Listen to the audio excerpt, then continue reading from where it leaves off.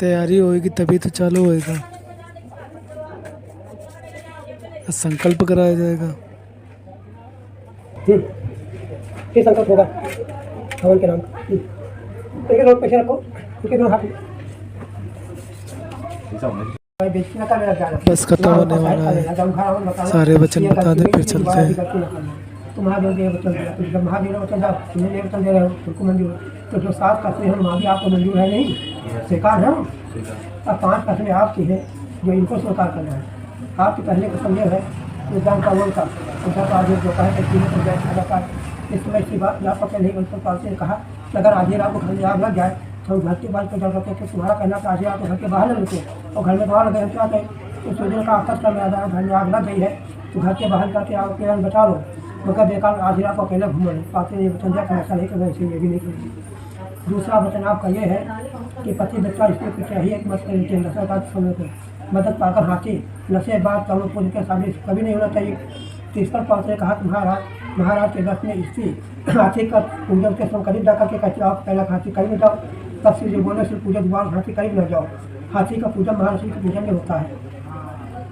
इसी का समाप्त ये है कि पिता के घर कभी भी बिना बुलाए जब बुला न जाकर के सती का आज्ञा पान होता है।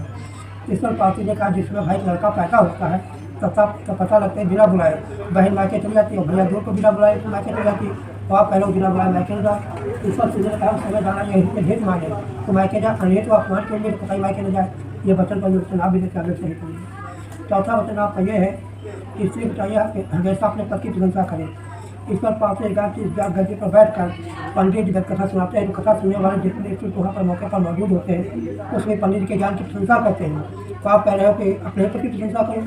इस पर सूर्य ने कहा कि पंडित जब तक ब्याज गद्दी पर बैठ कथा सुना रहे हैं तब तक उनकी तारीफ कर प्रशंसा करो, और जब वो कथा सुना कर ब्याज गद्दी से नीचे उतर गए अपने पति की तारीफ करो।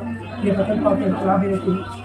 अब 5वां वचन आप काटती ये है इससे चाहिए अपने पति भले ही फटे हुए हैं और दूसरों को अब भले ही अच्छे नए वर्ष पहले हो, इसके बावजूद वह अपने पति वस्तु प्रशंसा कर मेरे पति वर्ष ठीक रहते हैं।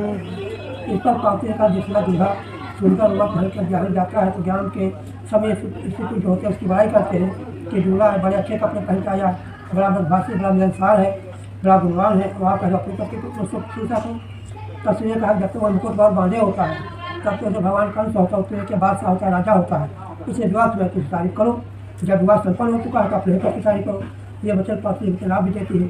अब ऐसा करो कि जो जहाँ विषय से विषय रह लो सिर्फ तुम घर चले जाओ इधर चले जाओ।